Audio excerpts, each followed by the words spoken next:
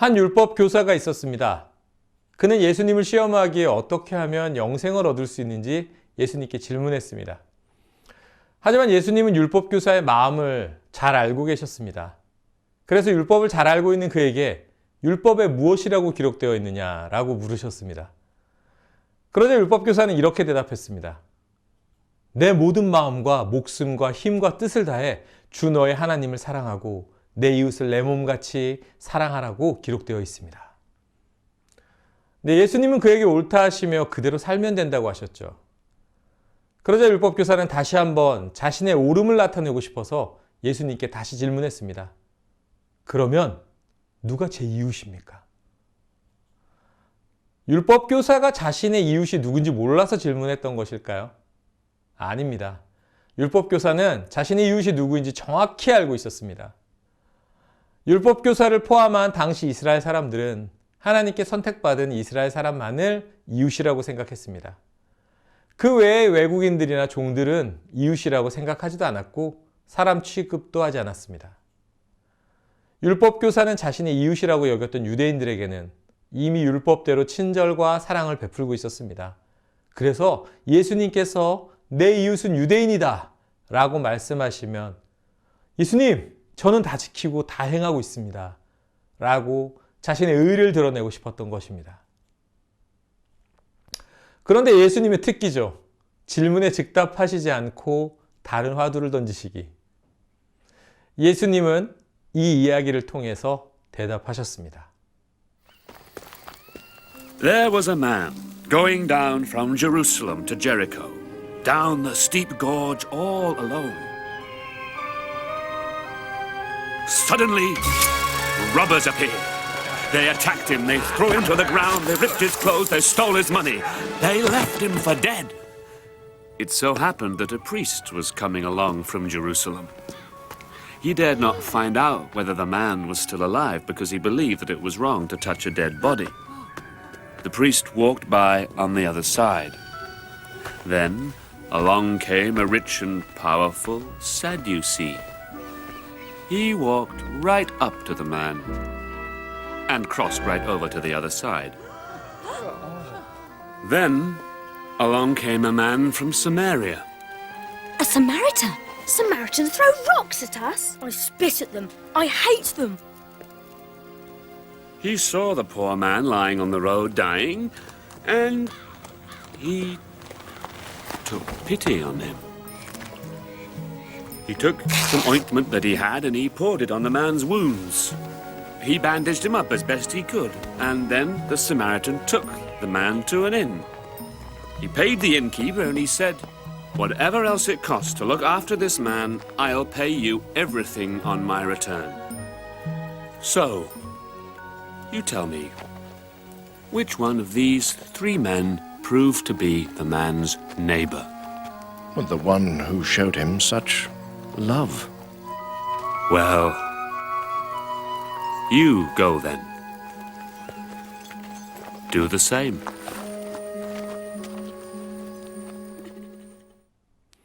여러분, 이야기 속의 제사장은 어떤 사람이죠? 네, 하나님께 제사 드리고 그리고 백성들에게 신앙을 지도하며 하나님의 뜻을 묻고 전달하는 사명을 맡은 자입니다. 누구보다 하나님의 율법을 잘 알고 있고 지키는 사람들이죠. 여러분, 그렇다면 두 번째 등장하는 레위인은 어떤 사람이죠? 네, 이스라엘의 다른 지파들을 대신해서 하나님의 성전에서 봉사하며 또 하나님께 백성들의 죄를 대속하는 제반 업무를 수행하기 위해 특별히 선택받은 지파입니다. 당연히 레위인들도 하나님의 계명과 말씀을 잘 아는 사람들이었습니다. 그런데 대체 제사장과 레위인은 왜 다친 사람을 내버려 두고 갔을까요? 제사장과 레위인은 피도 눈물도 없는 냉혈한 이였을까요? 아닙니다. 제사장과 레위인에겐 다친 사람을 돕지 않은 나름의 이유가 있었습니다. 가장 큰 이유는 첫 번째로 율법의 정결의식법 때문이었습니다. 예수님 당시의 유대인들은 율법을 생명처럼 지켰습니다. 그 율법의 조항 중 특히 제사장은 시체, 부정한 것을 가까이 해서는 안 된다는 조항이 있었죠. 때문에 피를 흘리고 쓰러져 있는 부상자인지 그리고 시체인지 알 수 없는 자를 도울 수는 없었습니다. 자신은 거룩하게 예배를 드려야 하고 율법을 지켜야 하는데 잘못했다간 부정해지니까요. 네, 그리고 두 번째 이유는 유대인들은 포로기 기간을 통해 나쁜 일을 당하는 사람은 그럴 만한 죄를 지었기 때문이라고 믿는 인과응보의 가치관을 지니게 되었습니다. 때문에 다친 사람은 그럴 만한 큰 죄를 지었다고 믿었던 거죠. 그러니 나쁜 놈이 죽어가고 있으니 굳이 도울 이유를 찾지 못할 수도 있습니다. 그리고 세 번째, 아마 저희와 비슷한 인간적인 걱정 때문이 아니었을까요? 괜히 도우려고 나섰다가 나도 강도를 당하면 어쩌지? 아니, 저 사람을 도우려면 힘들게 여리고까지 데리고 가야 하잖아. 더워 죽겠는데. 아니, 거기다 잘못하면 내가 저 사람 치료비도 내야 하고. 아이, 괜히 귀찮은 일들이 많이 생길 것 같은데. 아마도 이런 인간적인 생각들이 제사장과 레위인으로 하여금 고통받는 이웃을 버려두고 가게 만들지 않았을까요? 그런데 하나님께서 버렸다고 생각하는 사마리아 사람, 유대인들이 경멸하는 부류의 사마리아 사람은 다친 유대인에게 친절을 베풀었습니다. 이야기를 마친 예수님께서는 율법 교사에게 질문하셨습니다. 내가 생각하기에 이 세 사람 가운데 누가 강도 맞는 사람의 이웃이니? 철저한 유대인인 율법 교사는 차마 사마리아 사람이라고 대답하지 못하고 아마도 제 생각에 이를 악물고 대답하지 않았을까요? 친절을 베푼 사람입니다. 라고 말했습니다. 그러자 예수님께서는 너도 가서 똑같이 하여라 라고 대답하셨습니다. 자, 그럼 예수님이 말씀하신 이 비유를 코로나가 유행하고 있는 2021년 1월에 지금 여기로 한번 가져와 볼까요? 강도 만난 사람은 누구로 바꾸면 좋을까요? 네, 저는 코로나로 인해서 두려움에 빠진 사람들, 코로나에 걸려서 아프고 고통받는 분들, 가족을 잃은 슬픔에 빠지신 분들, 코로나로 인해서 1년이 넘게 경제적인 어려움을 겪고 있는 우리 자영업자분들, 한창 놀고 공부해야 될 때 학교를 갔다 안 갔다를 반복하고 있는 우리의 아이들, 코로나를 막기 위해 1년이 넘는 시간을 애쓴 방역당국과 의료진으로 들 수 있겠네요. 그렇다면 다친 남자를 피해 돌아간 제사장과 레위인은 누구일까요? 그리고 진정한 이웃이었던 사마리아인을 누구로 비유하면 좋을까요? 아마 우리 모두는 진정한 이웃이었던 사마리아인이기를 원하겠지만 슬프게도 우리의 모습은 제사장과 레위인 같습니다. 아니, 너무하는 거 아닙니까? 아니, 우리가 무슨 죄가 있어요. 우리 하나님 열심히 믿고 교회에 나가서 열심히 봉사하고 선하게 살려고 했었는데 왜 우리가 이렇게 욕을 먹어야 합니까? 요즘 많은 기독교인들의 심정이 이렇지 않을까 합니다. 제가 그 억울함에 기름을 붓는 통계 자료를 하나 더 보여드릴까요? 네, 지금 뜨는 표는 코로나19 이후에 종교인식조사 설문 결과입니다. 네, 불교와 천주교와 달리 개신교에는 거리를 두고 싶은, 이중적인, 사기꾼 같은 이런 키워드가 올라가 있습니다. 네, 이 정도도 설문조사라 많이 완화된 표현이고요. 네, 인터넷 댓글창을 보면 정말 마음이 찢어질 수준의 표현과 조롱이 우리를 향하고 있습니다. 사실 오늘 본문은 6개월 전 나드목 온라인 교회를 시작하면서 드린 두 번째 설교 본문과 같습니다. 그런데 코로나 시대를 6개월 지내고 난 지금 우리의 교회들은 그때와 얼마나 달라졌을까요? 코로나가 처음 터지고 나서 현재까지 3차의 대유행이 일어났었습니다. 1차 확산은 신천지가 주범이었죠. 네, 하지만 2차와 3차는 안타깝게도 종교시설을 통한 감염 사례가 많았었습니다. 2차 유행에는 사랑제일교회 및 일부 극우 기독교 단체와 그리고 지지자분들 그리고 교회들이, 그리고 3차 유행엔 인터콕과 전국의 여러 교회들이 그 중심에 서 있습니다. 이미 신천지 사태를 겪고 나서 방역당국과 많은 분들이 교회가 비대면 예배 드리기를 권고했습니다. 당시만 해도 신천지와 교회를 같은 급으로 놓고 취급해서가 아니고요. 우리가 드리는 예배 형식이 집단 감염에 가장 취약한 형태이기 때문에 생긴 우려였죠. 하지만 6개월이 지난 지금 우리 교회들은 본문의 제사장 그리고 레위인과 그닥 다를 바 없이 세상의 원망과 손가락질을 받고 있습니다. 근데 왜 이렇게 되었을까요? 그 이유를 한번 같이 살펴보시죠. 네, 첫 번째로 기독교인들이 주로 하는 말. 네. 우리에게 예배는 목숨과 같아. 예배 아니면 죽음을 달라. 네, 이렇게 얘기하십니다. 교회발 감염이 늘어난 이 상황에서도 모여서 하나님께 예배드리는 것은 절대로 멈출 수 없다고 합니다. 교회에 나오지 않는 것은 믿음이 없어서라, 그런 거라고 합니다. 그런데 예배를 누가 멈추라고 했나요? 비대면으로 최대한 안전하게 드리라는 것 뿐인데요. 특정 건물에 모여서 예배해야만, 그 건물에서 드리는 예배만을 하나님이 받으신다고 누가 정했습니까? 지금의 예배 형태는 누가 정한 건가요? 본질보다 형식을 목숨보다 중하게 여기는 이런 주장. 본문의 제사장이나 레위인이 가진 잘못된 정결의식과 너무 닮아있지 않습니까? 그리고 두 번째. 교회 나와서 열심히 예배하고 기도하면 절대 코로나 안 걸린다. 심지어 코로나 걸려서 죽으면 오히려 영광이다. 이런 과격한 주장을 하시는 일부 목회자분들. 병에 걸리면 죄인이다. 고로 우린 깨끗하니까 안 걸린다. 이 논리는 본문의 유대인들이 주장하는 인과응보 가치관과 대단히 비슷하지 않습니까? 그런데 그 목회자분들 결국 코로나 걸리셨던데요.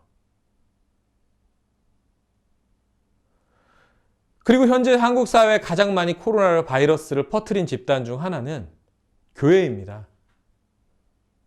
이 문제에 대해서 우리가 생각해 볼 것은 정말 없을까요? 그리고 세 번째로, 왜 우리 교회만 문 닫아야 해? 왜 우리만 20명 이내로 모여야 해? 왜 우리만 모여서 밥 먹으면 안 되지? 식당들은 다 하잖아요. 왜 우리만 기도하고 찬양하는 걸 막는 거야? 왜?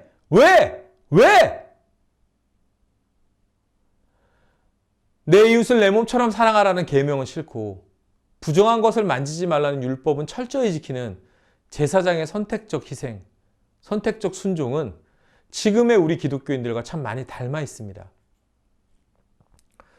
다른 것도 아니고 우리끼리 예배하려고 모였는데 왜 이렇게까지 조심해야 하는 거야? 불편해 죽겠어. 온라인 예배는 예배 같지가 않아. 은혜가 안 돼.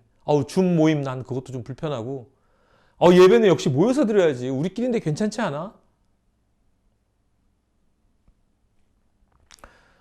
2.5단계 방역 수칙으로 내려진 영업 제한 조치는 우리 이웃들에게 엄청난 고통을 안겨주었습니다. 그런 희생을 감내하면서 방역 수칙을 지켜가고 있는 자영업자들 앞에서 교회의 이런 태도는 짜증나는 징징거림으로밖에 여겨지지 않습니다. 온 사회가 엄청난 희생을 치르면서 버티고 있는데 세상의 빛과 소금이 되어야 할 교회들이 오히려 종교 탄압이라고 예배의 자유를 침해한다고 주장하면서 일부 정치 종교꾼들은 그것을 이용해서 자신의 세를 불리고 있기도 합니다. 코로나 후 1년간 정부가 종교 탄압을 한다고 주장을 하지만 우리 교회들은, 그리고 우리 성도들은 지난 1년간 무엇을 했습니까? 교회의 이름을, 예수 그리스도의 이름을 땅에 떨어뜨리고 정말 탄압한 것은 바로 우리가 아닐까요? 교회가 언제부터 이렇게 대규모로 번듯한 건물에 모여서 예배를 드렸을까요? 예수님은 이 땅에 오셔서 우리를 위해 십자가를 지심으로 구약시대 휘장과 성전으로 상징되었던 하나님께로 가는 막힌 담을 헐어버리셨습니다. 그리고 우리의 몸을 성전이라고 불러주시고 우리를 왕같은 제사장이라고 칭해 주셨습니다. 그런데 우리는 예수님이 헐어버린 담을 우리가 다시 쌓고 있네요. 그토록 크고 한계가 없으신 하나님을 우리는 교회라는 건물 안에 가두고 거기 가야만 만날 수 있는 분으로 우리가 한정 짓고 있는 것은 아닐까요? 우리는 어디에서나 전심으로 하나님을 예배할 수 있어야 합니다. 아브라함은 별을 보면서 광야에서 예배했고요. 다윗은 동굴에서도 하나님을 예배했고 초대교회 성도들은 가정에서도 예배했고 로마의 박해를 피해 지하에서도 예배했습니다. 번듯한 교회 건물에 모여서만 예배할 수 있다면 그것은 반쪽짜리 신앙일 것입니다. 여러분이 온라인 예배를 드릴 때도 전심을 다해서 집중해서 예배하는 것은 바로 이런 이유 때문입니다. 그리고 우리가 하나님을 예배하는 이유는 무엇입니까? 예배는 하나님이 행하신 일에 우리가 반응하는 것입니다. 그렇다면 반응한다는 것은 무엇일까요? 네, 하나님이 우리에게 베푸신 일들을 우리가 입술을 열어서 찬양하고, 네, 감사하고, 그리고 말씀에 비추어 회개하고 돌이키고, 그리고 그걸 기억하는 것입니다. 그리고 우리가 세상에 나가서 그 말씀대로 살아가는 것이죠. 그러니까 예배의 완성은 우리의 삶에서 이루어지는 것입니다. 우리가 예배하는 이유는 하나님의 뜻을, 하나님의 사랑을 세상 가운데 우리가 전하기 위한 것임을 우리는 기억해야 합니다. 본문에서 율법교사는 영원히 사는 방법을 예수님께 물어보았습니다. 네, 영생의 방법을 몰라서가 아니라 예수님의 답변에서 꼬투리를 잡기 위해서였죠. 하지만 예수님은 이 비유를 통해 유대인들에게 이렇게 말씀하셨습니다. 너희들은 영원히 사는 방법을 잘 알고 있고 그렇게 행동하고 있다고 믿고 있지? 그런데 틀렸어. 너희가 율법의 조항을 하나하나 다 지켜도 아무리 절차를 지켜서 예배를 드린다고 해도 하나님의 뜻을 따라 살지 않으면 소용이 없단다.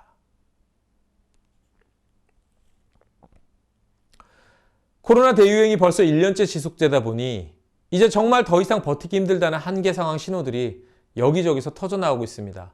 어린이부터 노인분들까지도요. 네, 모든 계층, 모든 연령, 모든 세대가 경제적, 신체적, 정신적 고통에 괴로워하면서 몸부림치고 있습니다. 사랑하는 성도 여러분, 주님의 몸된 교회이신 여러분, 우리의 정체성을 다시금 회복할 시간인 것 같습니다. 지난 2000년의 시간 동안 성도와 교회인 우리에겐 많은 위기가 닥쳐왔었습니다. 사단은 때로는 모진 가난과 핍박, 폭력으로 우리의 믿음을 흔들려고 했었고요. 때로는 우리가 감당하기 힘든 부와 권력을 주어서 타락의 길로 빠지게 흔들었습니다. 하지만 그때마다 주님은 우리를 멈춰서게 하셨고 우리의 모습을 돌아보게 하셨습니다. 그리고 우리가 돌이킴으로 회개하고 기도할 때 주님은 다시금 회복해 하셨습니다. 지금 코로나 사태를 통해 주님은 우리의 본 모습을 돌아보게 해주셨습니다. 우리의 교만함과 나태함과 외식주의와 근본주의와 기복주의와 개교회주의와 건물과 목회자에 대한 맹목적인 숭배, 그리고 말씀에 대한 무지, 우리의 이중성, 자비 없음, 우리의 사랑 없음을 직접 바라보게 하셨습니다. 여러분, 이제 다시 일어날 때입니다. 주님께서 우리를 부르신 자리에서 주님의 몸된 교회로 우리가 함께 일어날 때입니다.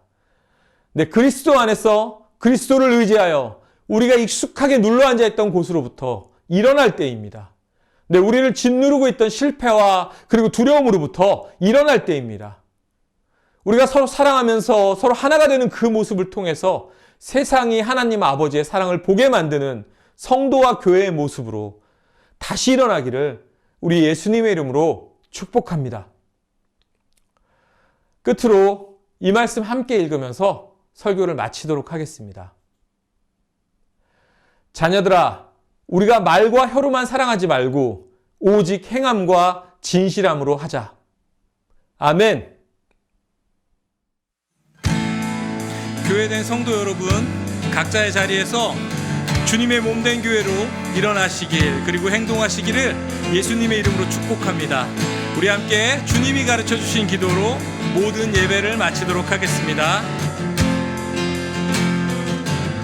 하늘에 계신 우리의 아버지, 아버지의 이름을 거룩하게 하시며 아버지의 나라가 오게 하시며 아버지의 뜻이 하늘에서와 같이 땅에서도 이루어지게 하소서. 오늘 우리에게 일용할 양식을 주시고 우리가 우리에게 잘못한 사람을 용서하여 준 것 같이 우리 죄를 용서하여 주시고 우리를 시험에 빠지지 않게 하시고 다만 악에서 구하소서. 나라와 권능과 영광이 영원히 아버지의 것입니다. 나라와 권능과 영광이 영원히 아버지의 것입니다. 아멘.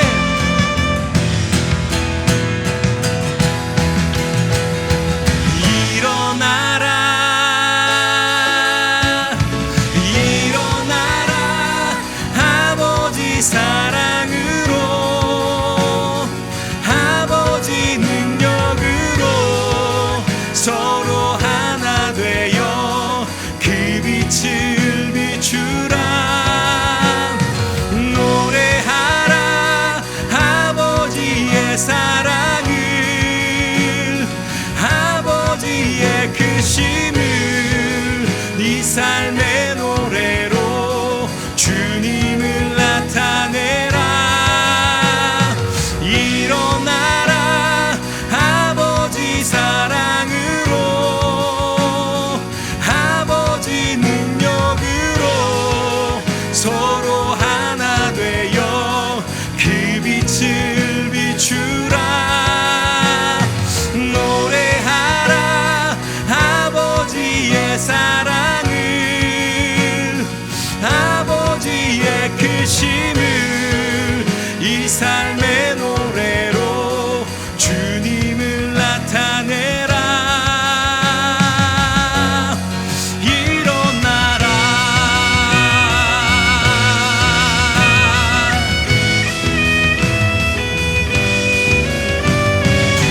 주님의 교회는 여러분, 우리를 둘러싼 무기력함으로부터, 익숙함으로부터 일어날지어다. 주님의 신부된 여러분, 각자의 속한 자리에서 주님을 나타내는 거룩한 빛의 자녀로 일어날지어다. 주님의 자녀된 여러분, 서로 사랑함으로 세상이 주를 보도록 일어날지어다. 아멘.